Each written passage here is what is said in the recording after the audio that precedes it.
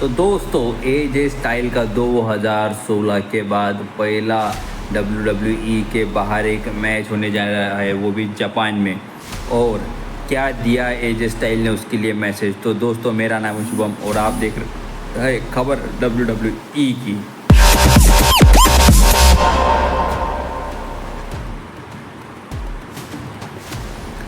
तो वीडियो की शुरुआत में हम ये देखने वाले हैं कि क्या डेमियन प्रीस्ट का पॉसिबल इंजरी एंगल है। तो कल आपने अगर क्लैश ऑफ द कैसल देखा होगा तो उसमें हमें एक स्पॉट पर ऐसा दिखाया गया कि जब डेमियन प्रीस्ट ड्रू मैकेंटायर के लिए रिंग पे बाहर जा रहे थे तो उनका पैर रोप्स में अटक गया और उनको इंजरी हुई थी। तो वो डेमियन प्रीस्ट सेल कर रहे थे, वहाँ पे कोई उन्हें इंजरी नहीं हुई ऐसा WWE के ऑफिशियल्स ने। और हमें इंटरनल जो खबरें आती हैं उनसे भी पता चला कि वो एक स्टोरी लाइन एंगल था और वो story line angle Damien priest ने काफ़ी बखूबी परफॉर्म किया। उसके बाद उन्हें मैच में थोड़ा प्रॉब्लम हुआ, लेकिन वो असली प्रॉब्लम नहीं था, वो सिर्फ एक स्टोरी लाइन एंगल था। और वो डेमियन प्रीस्ट ने सेल करने के लिए कोशिश की वहाँ पे। क्यों? क्योंकि ड्रू मैकेंटायर को वो मैच हारना था और वहाँ के लोग डेमियन प्रीस्ट को ज़्यादा बू ना करें, क्योंकि CM पंक की वजह से उन्हें वो मैच कॉस हुआ। और south of the heaven choke slam लगा के डेमियन प्रीस्ट ने इसे हरा दिया, तो ड्रू मैकेंटायर को हरा दिया। इसके बाद हम बात करने जाते तो सीधा CM पंक के बारे में बात कर लेते हैं। तो CM पंक ने क्या कहा उसके बाद, जब उन्होंने ड्रू मैकेंटायर के मैच में इंटरफेयर किया तो उसके बाद उन्होंने प्रेस कॉन्फ्रेंस में जाके कहा कि अभी मैं अगले हफ्ते यानी कल परसों जा रहा हूँ शिकागो में जाके डॉक्टर से मिलूँगा। डॉक्टर बताएंगे कि मुझे क्या इंजरी अपडेट और पॉसिबली मैं रेसलिंग के लिए क्लियर हो जाऊँगा और उसके बाद मैं स्मैकडाउन पे आके प्रॉपरली बता पाऊँगा कि क्या होगा। और एक खबर और आई है कि WWE CM पंक के कुछ टॉलरेट नहीं करने वाले, जैसे उनके पास फ्रीडम था इसमें था तो AEW में वो कुछ भी कर सकते थे, वैसे वो WWE में फ्रीडम नहीं है। और उनके कॉन्ट्रैक्ट में भी ये क्लॉज है कि अगर CM पंक ने ज़्यादा चू चपड़ किया तो WWE उन्हें कभी भी लात मार के हकल सकते। म्हणजे त्याच्या गाडीवर लात मारून कधी भी हकलू शकते त्याला CM पंकले, ऐसा WWE का प्लान है फिलहाल की कंडीशन में। अगर CM पंक ने ज़्यादा चू चपड़ किया तो WWE सीधा CM पंक को बाहर का रास्ता दिखाएंगी और CM पंक को कहेंगी ये रे बाबा आमदाले तुई काही गरज नहीं। तो हमारी नेक्स्ट अपडेट है कि एजे स्टाइल लगभग 2016 के बाद अब WWE के बाहर यानी NOAH में एक मैच लड़ने जा रहे हैं। ये कैसे क्या पॉसिबल हो रहा है? तो WWE और NOAH की जो पार्टनरशिप है उसके तहत ये पॉसिबल है। अगर आप देख सकते हो तो मैं कह सकता हूँ कि NXT पे भी ऐसा हुआ कि जॉर्डन ग्रेस जो TNA वर्ल्ड हेवीवेट चैम्पियन है वुमेंस की, उसने भी आके NXT पे परफॉर्म किया और NXT चैम्पियन, तो उनका उसका नाम मुझे याद नहीं, तो उसके खिलाफ मैच लड़ा पर वो मैच में हार गई। और अब एजे स्टाइल भी जाने वाले NOAH में।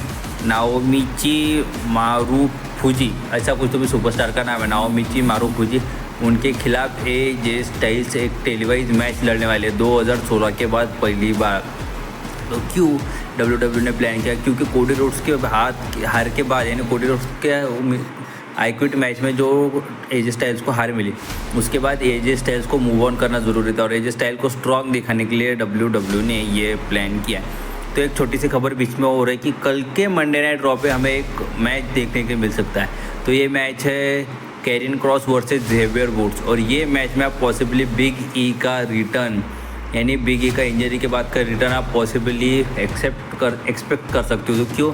क्योंकि क्लैश ऑफ द कैसल के बाद एक बड़ा रॉ का एपिसोड है और बड़े रॉ के एपिसोड पे बिग ई का रिटर्न हो सकता है। और फिलहाल देखते हुए ऐसा लग रहा है कि न्यू डे को उनकी काफ़ी ज़्यादा ज़रूरत है। उसके बाद हमें खबर आ रही है कि ऑस्का का इंजरी का क्या प्लान है, यानी जो उनकी इंजरी हुई थी उसके बाद उनका रिटर्न का क्या प्लान है। तो ऑस्का कल उनके यूट्यूब चैनल पर लाइव थी तो उन्होंने बताया कि उनके घुटने में इंजरी है। जब वो एक मैच लड़ रही थी इंडी सीन पे तो उन्हें इंजरी हुई थी और उन्हें काफ़ी ज़्यादा वक्त लगने वाला है रिटर्न करने में।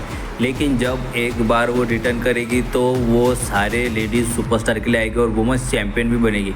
तो हमें उनके रिटर्न के बाद पॉसिबली ऐसा प्लान देखने को मिल सकता है कि वो ईओ स्काई के खिलाफ जाते हुए दिखे या ईओ स्काई उनके खिलाफ जाके हील टर्न करे उनके ऊपर और उन्हें डैमेज कंट्रोल से किक आउट करके बाहर निकाले, जैसे बेली को निकाला गया था उसी तरह का प्लान दिख रहा है। और फिर हमें उसके बाद 2 जापानी सुपरस्टार की फ्यूड देखने के लिए मिलने वाले, किसकी? ईओ स्काई की और ऑस्का की। और ये फ्यूड सबसे ज़बरदस्त फ्यूड होने वाले WWE का प्लान ऐसा है क्योंकि WWE का जापान टूर है और इन दोनों सुपरस्टार को WWE वहाँ फीचर करना चाहती है। तो नेक्स्ट हमारी खबर आ रही है बेकी लिंच के बारे में। तो बेकी लिंच ने जब से मंडे नाइट रॉ पे स्टील केज मैच हारा है डोमिनिक मिस्टेरियो के इंटरफेरेंस के कारण, तब से वो WWE टेलीविज़न पे कुछ दिखाई नहीं दी है। और अब एक बात सामने आ रही है कि बेकी लिंच का WWE के साथ कॉन्ट्रैक्ट भी एक्सपायर हो चुका है, उसके बाद तो वो और नहीं नज़र आ रही है। और जैसे आपको पता है कि कल का फादर्स डे था, तो उसके ऊपर WWE सुपरस्टार बेकी लिंच ने अपने पति सेथ रॉलिन्स को एक मैसेज दिया है, नहीं उनके इंस्टाग्राम अकाउंट पे एक फ़ोटो डाला और कहा कि सेथ रॉलिन्स बाबा तू लय चांगला माणूस है, यानी सेथ रॉलिन्स तू बहुत अच्छा आदमी है और तूने मेरी लड़की और मेरे को यानी हमारी लड़की और मेरे को अच्छी तरह संभाला, तू बेस्ट फादर है वर्ल्ड में का। ऐसा सेथ रॉलिन्स के लिए बेकी लिंच ने एक इमोशनल करने वाला मैसेज डाला। और इसके बाद अभी तक सेथ रॉलिन्स का उसके ऊपर कुछ रिप्लाई नहीं आया।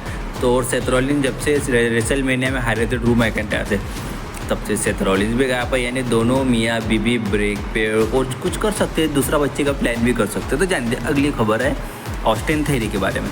तो WWE का ये प्लान दिख रहा है कि वो ऑस्टिन थेरी को एक फेस सुपरस्टार के तौर पे रन देने वाला है। तो क्योंकि अगर आपने पिछले हफ्ते का स्मैकडाउन का एपिसोड देखा होगा, तो ग्रेसन वॉलर इफेक्ट में DIY के ऊपर DIY को ऑस्टिन थेरी ने एक तरह से रोस्ट करने की कोशिश की, लेकिन ग्रेसन वॉलर ने ऑस्टिन थेरी की कुछ मदद नहीं की। फिर जब DIY का अटैक हुआ ऑस्टिन थेरी और ग्रेसन वॉलर के ऊपर, तो उसने ग्रेसन वॉलर ने ऑस्टिन थेरी को हर बार सामने किया और DIY की मार जो नीज पड़ी वो ऑस्टिन थेरी को ही पड़ी।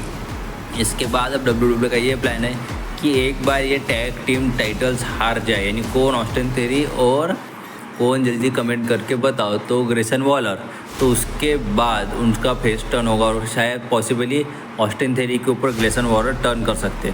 तो हमारी अगली खबर है कि कल के मंडे नाइट रॉ में क्या होने वाला है। जैसे मैंने आपको बताया कि कल का मंडे नाइट रॉ का एपिसोड अब काफ़ी ज़्यादा इंपॉर्टेंट हो जाता है, क्यों क्लैश ऑफ द कैसल के बाद का पहला मंडे नाइट रॉ का एपिसोड होने वाला है और WWE इसके लिए कुछ ज़्यादा हाइप कर सकते हैं और पॉसिबली हमें CM पंक भी देखने के लिए मिल सकते हैं।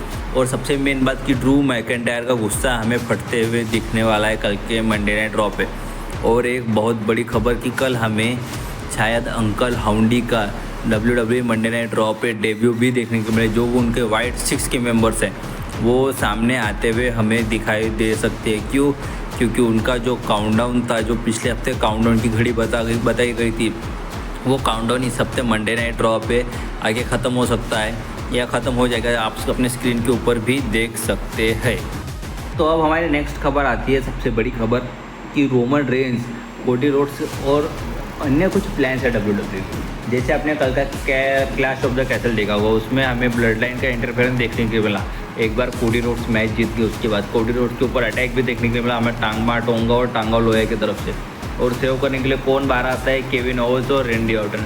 और रेंडी ऑर्टन जिस तरह से देख रहे थे कोडी रोड्स के टाइटल को, तो वो साफ है कि शायद अभी वो नेक्स्ट हो सकते हैं कोडी रोड्स के टाइटल के लिए। नेक्स्ट यानी कब, तो पॉसिबली वो टाइम हो सकता है समर स्लैम। क्योंकि पहले लड़ेंगे कौन, सोलो सिकोवा, क्योंकि पहले इंटरफेयर तो सोलो सिकोवा ने किया था। फिर उसके बाद जब पॉल हेमन के ऊपर पूरी ब्लड लाइन टर्न हो जाएगी, क्योंकि कोडी रोड्स इतने जल्दी मैं टाइटल हारने वाले। और आपने स्मैकडाउन के एपिसोड में देखा ही होगा कि पॉल हेमन को धमकाया था किसने, तो सोलो सिकोवा ने, अगर मैं मैच हारा तो तू देख ले। उसके बाद जब पॉल हेमन के ऊपर अटैक होगा तो सेव करने के लिए अचानक से रोमन रेंस का थीम सॉन्ग बजेगा और हमें रोमन रेंस का रिटर्न देखने के लिए मिलेगा। और फिर हमें मैच देखने को मिलेगा समर स्लैम में रोमन वर्सेस सोलो सिकोवा का।